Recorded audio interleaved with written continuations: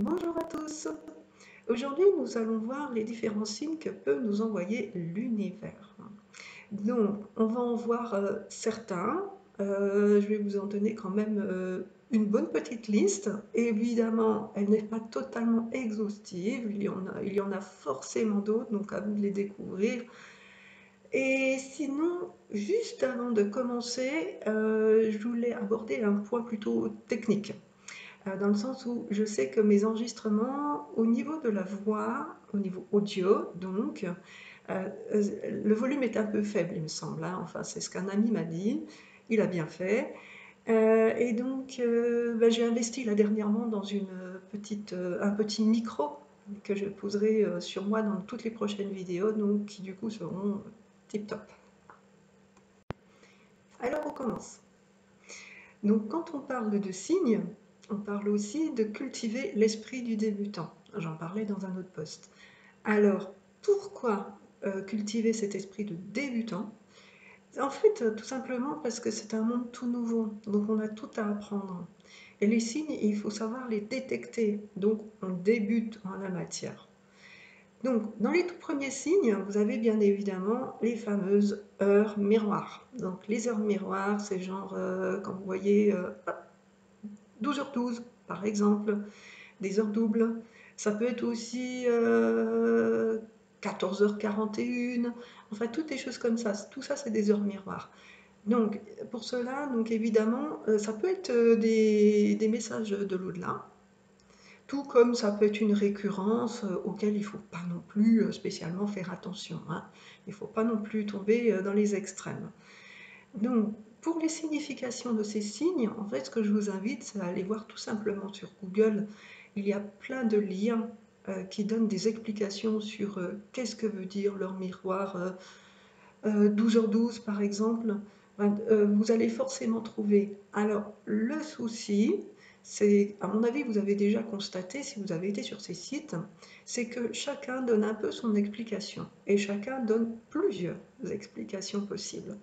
Donc moi, je dirais que c'est à vous de choisir en fait celle qui vous tilte, tout simplement. Celle qui va avec peut-être une problématique, voilà, quelque chose, une question que vous avez en tête depuis quelque temps. Voilà, ça peut répondre à la question. Possible, à vous de voir. Ensuite, nous avons en fait, il faut observer en fait ce qui se passe dehors au niveau des signes extérieurs. Et nous pouvons avoir par exemple des apparitions d'animaux, des animaux récurrents, mais pas des animaux genre le chat du voisin qui passe plusieurs fois devant sa fenêtre. Non, non, non, c'est pas ça, hein. C'est plutôt des animaux qu'on n'a pas l'habitude de voir et subitement, hop, on va se promener par exemple, ou on est chez soi dans le jardin, peu importe, et hop, on voit un animal plutôt inhabituel. Donc là, il faut vraiment regarder la signification. Pareil, sur Google, vous trouverez forcément des significations. Si vous tapez donc quelle est la signification spirituelle d'un animal, je ne sais pas moi, d'un oiseau par exemple, mais en donnant donc le type d'oiseau, il faut être quand même assez précis, vous allez forcément trouver donc plein d'explications et c'est pareil, hein, il faut s'amuser donc en fait à lire plusieurs explications sur les sites afin de trouver voilà celle qui va vous parler. D'accord? Je vous donne un exemple tout simple pour les animaux inhabituels.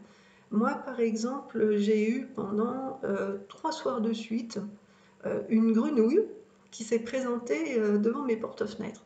Bon, c'est totalement inhabituel.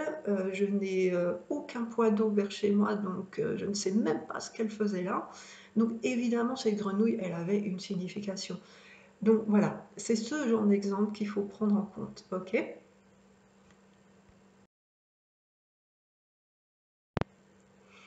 Nous allons maintenant parler des synchronicités et des coïncidences. Alors, on dit toujours en fait qu'il n'y a pas de hasard. Et franchement, personnellement, je trouve que c'est totalement vrai.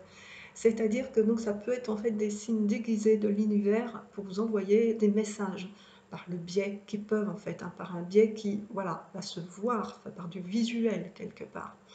Alors, les coïncidences, qu'est-ce que ça peut être? Même, ou les synchronicités. Tout simplement, bon, vous avez un questionnement à un instant T.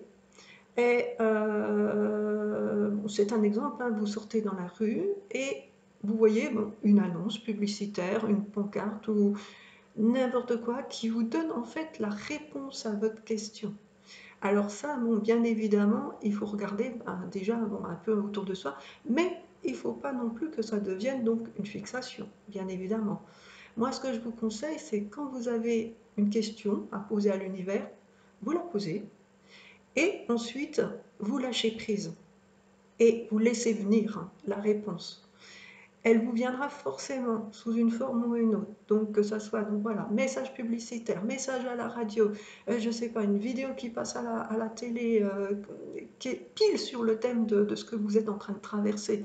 Ça peut être un article de journal sur lequel vous tombez, ça peut être un titre de livre, hein, ça peut être énormément de choses. Alors, la difficulté, c'est que il ne faut pas tout interpréter comme étant un signe, bien évidemment. Sinon, ça va pulluler. Donc, il faut vraiment que voilà, ça soit quelque chose qui vienne de façon par hasard, j'ai envie de dire. C'est-à-dire, hop, vous avez un signe qui arrive, mais vous y attendiez, mais pas du tout. Genre, il vous tombe dessus, ce signe, vous voyez.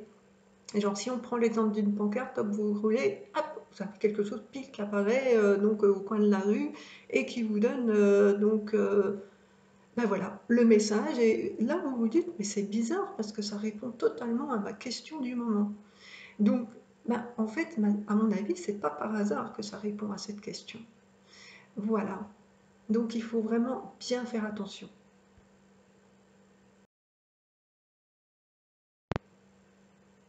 Un autre signe extérieur qui peut se présenter à vous, ce sont les répétitions. Alors là, pour bien que vous compreniez, je vais vous donner un exemple. Bon, un exemple que j'ai totalement imaginé hein, pour la situation, pour vous expliquer.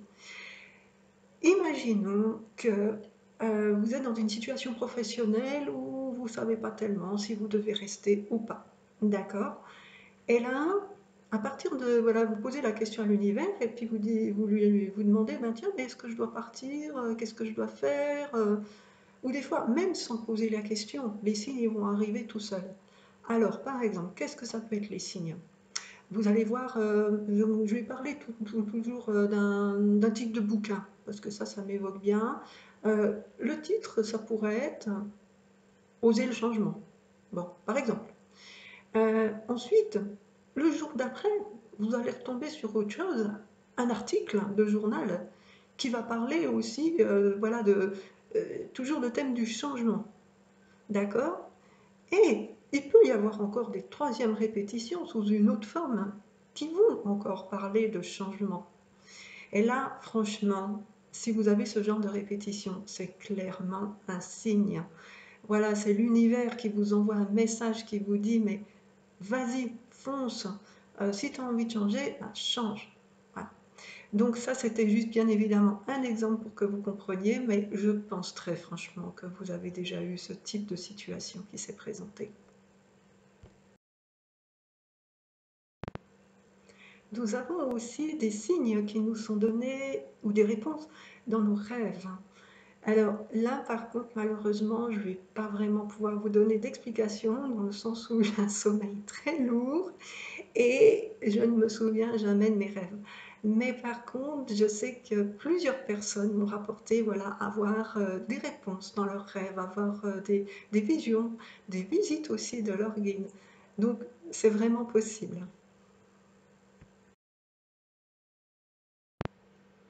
Les derniers conseils. Donc, le premier conseil que je vous avais donné juste avant, il est très important, c'est quand vous faites une demande à l'univers, vous demandez un signe, il faut après lâcher prise. Ça, c'est super important. Le deuxième conseil, ça serait de dire en fait qu'il faut y croire. Il ne faut pas avoir de doute. Parce que eux, là-haut, ils détestent la notion de doute. Ils détestent qu'on puisse douter d'eux. D'accord? Donc s'ils sont dans le moindre doute, ils ne vont rien vous envoyer. Le troisième, c'est justement, je vais rebondir sur cette notion de, voilà, vous ne recevez pas de réponse. Alors ça, c'est possible, même si vous n'avez aucun doute en vos guides. Tout simplement parce que dans ces cas-là, il y a certaines situations où ils ont envie que vous trouviez par vous-même, parce qu'ils savent que vous avez la réponse en vous. Et donc, en gros, ils ne veulent pas vous la donner, ils veulent que vous la découvriez par vous-même, tout simplement. Et le tout dernier point que j'aimerais évoquer, c'est qu'en fait,